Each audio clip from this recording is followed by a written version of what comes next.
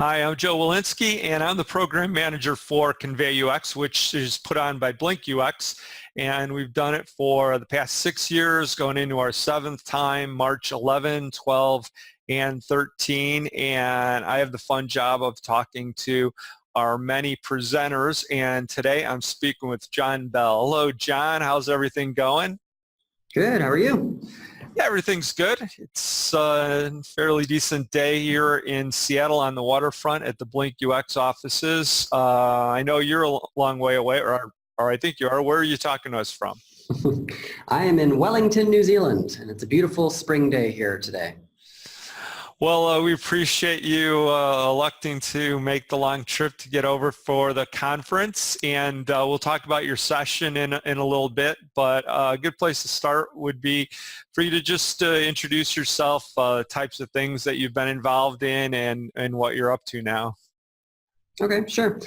So now I live in Wellington as a designer, and I do design work here. And before that, I worked at Twitter. I worked on the abuse team, but also a bunch of other teams. Sort of touched a lot of different aspects of the product while I was there. Before that, I was on, I did Word, Excel, and PowerPoint for small screens, which is very challenging and very fun. Before that, I was on Windows Phone on the apps team. So I've been doing this for a long time, been fortunate to do a lot of different things, and yeah, always excited to learn more. So, so what are some of the things that you're regularly involved with now? So one thing that I really liked doing in Seattle was I had a meetup called Design Play, and Design Play isn't like a normal meetup. It wasn't like someone was giving a talk or something. Basically, everybody would show up, and I would just give a design prompt, and it would often be non-technical, like, all right, you group of 5 people, please design the best possible door. And they'd be like, I'm sorry, did you just say door? Like, yep, door. So we just throwing out interesting design prompts like that is something that I really enjoyed doing at that meetup in Seattle. So we actually did one here in Wellington, and it went great.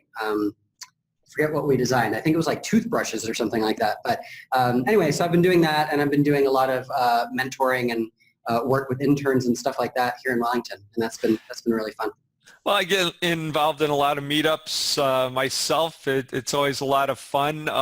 What's it like in New Zealand? I've been there a couple of times, but what's the UX community like? Are there any similarities or differences from things you experienced in the United States? Absolutely. The tech is so funny because everybody in tech, in my experience, is reading kind of the same posts on the internet, watching the same talks on YouTube. There's so much similarity with what everyone's doing that the switch here was incredibly smooth. Just everyone's doing the same stuff, thinking about the same stuff. The one thing that I really notice in the New Zealand culture that's exciting is there really is a strong sense of community. And I've seen that same community in lots of places, but there's a certain sort of Kiwi way that they do it that I've really appreciated. Well, I know you're always busy doing a lot of different things, but is there anything that has you particularly interested in, or passionate about in work or play? Yeah, there's here at work, one thing that I noticed, I work at a place called Alfiro, and we're a design consultancy. We also have developers. One of the first things I noticed when I was interviewing is that all their questions of me were like, how much do you support others?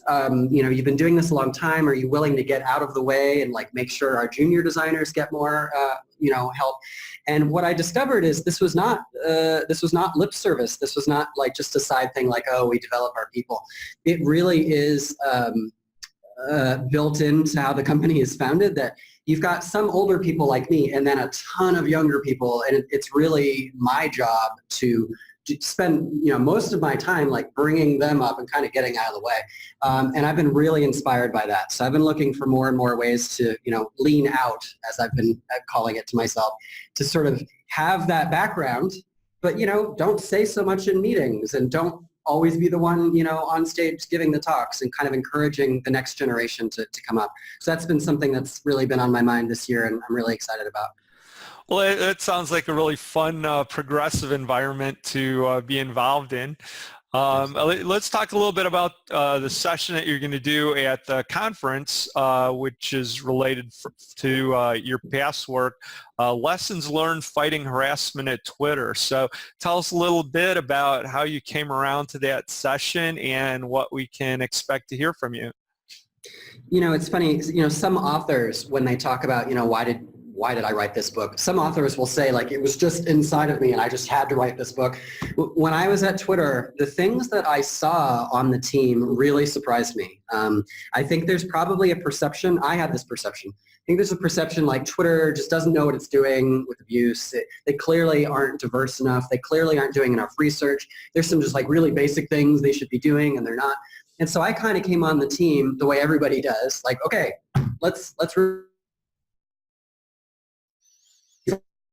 and gosh, what I discovered was like, oh, they care much deeper than it looks. They're doing fantastic research, the best research I've ever seen in my entire career. They actually have all the stuff you'd think that you would need to address this issue. You know, really great people, the resourcing to do it. Everything is ready to go, and yet the results aren't there. So that, I just remember thinking every day as I was looking around, thinking, wow, these people are working really hard and they're not having the impact that they are trying to have and that they would like to have. And I just remember thinking, man, if I could do a documentary about what I'm seeing, I think that could be really helpful to the design community. So it's been 2 or 3 years of me just thinking, okay, how can I tell this story best? And I've ended up giving versions of this talk.